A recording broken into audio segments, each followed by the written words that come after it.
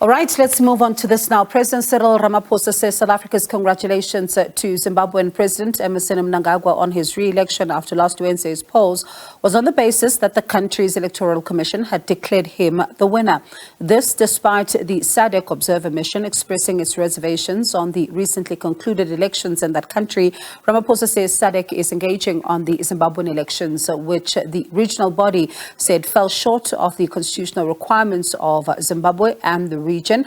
The Citizens Coalition for Change Party of Nelson Chamisa has rejected the Zimbabwe's Electoral Commission's declaration, and SADC now fears an outbreak of the violence post the re-election of ZANU-PF's Mnangagwa. All right, let's stay with this particular story now and speak to Professor David Moore, who's the author of Mugabe's Legacy, Coups, Conspiracies, and the Conceits of Power in Zimbabwe. Prof, thank you so much for your time this evening. Do appreciate it. There's been a lot of talk around, what is going on in Zimbabwe on the ground, and a number of people, of course, saying that sometimes issues may be exaggerated. Others are saying it's the true reflection. You just came back from there. What's the mood like? Well, yesterday I was told about people sitting in pubs and unidentified officers coming in. They had new police uniforms, but people weren't quite sure who they were. And a couple of days ago, there was I think it was Saturday, there was a press conference, and there was a bit of a scuffle because the police tried to arrest the CCC spokesman. And one guy was abducted. I think they've released him today. I just saw a quick Twitter just now. But a lot of people are escaping. But it's certainly nothing like in 2018, when they were a bit slow in the view of the opposition for getting the results out. And there were a lot of demonstrations, and 6 people were killed, and a lot of innocent bystanders. So I think that people in the streets don't want to see that happen again. So they're kind of apathetic, but the regime is putting its foot down and putting its stamp on its victory. It's kind of interesting. There haven't been too many hopes about too many elections recently in Zimbabwe being free and fair, but there are differences in the way each one goes.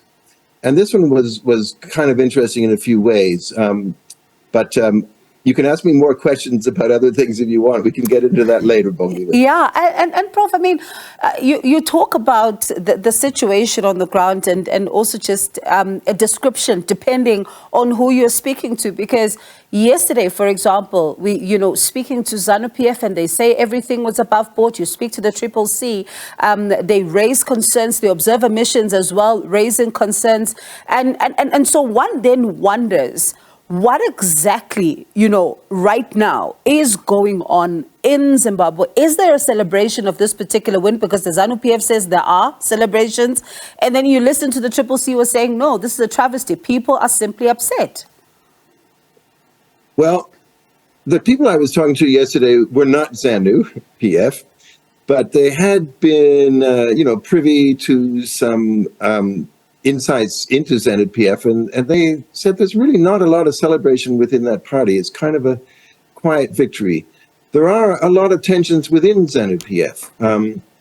One of the new things in this campaign was the emergence of Forward Associates Zimbabwe, which is kind of a combination of a pretend kind of NGO, pretend civil society organization, but a lot of kind of thuggish behavior as well, intimidating a lot of voters for a lot of time in advance of the elections, even at the level of ZANU-PF itself in their primary elections, primary nominations for candidates, because there is this long simmering tension that actually was the root of the soft coup or the purge in 2017, by which the present president, Emerson Mnangagwa, got into power. And so there are still the remnants of the faction that lost that coup trying to get in. And the presidential candidate who was not allowed to be a candidate, Xavier Kazikwarere, is the representative of that old tendency. So the party itself is not really as intact as it might be.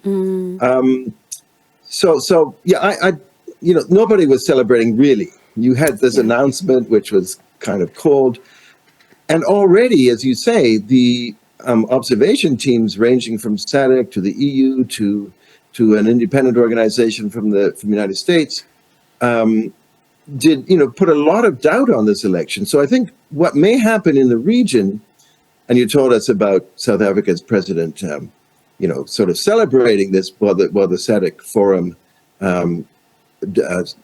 condemned the election.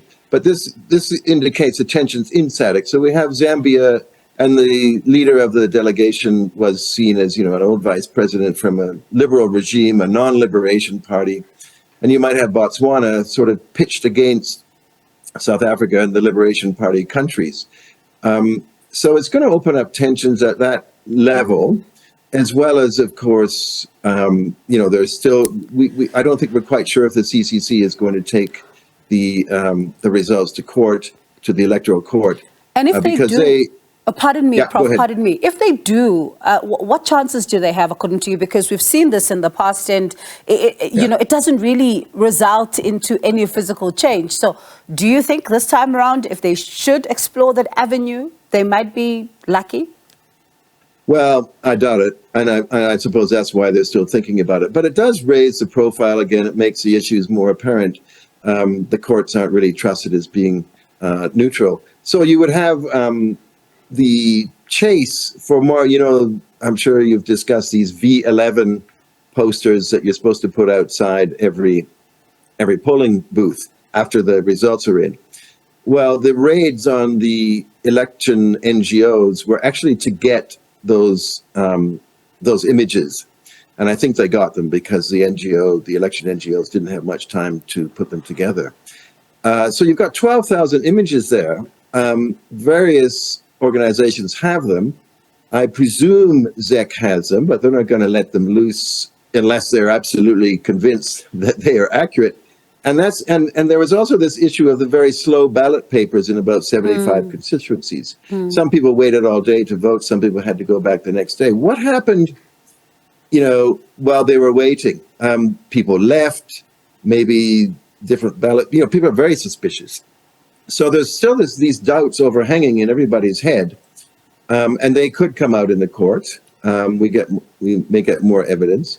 So and the CCC could kind of escalate the court proceedings to put more pressure on the regime, but they may also decide not to go to Parliament. Do you think the statement? Yeah, go ahead.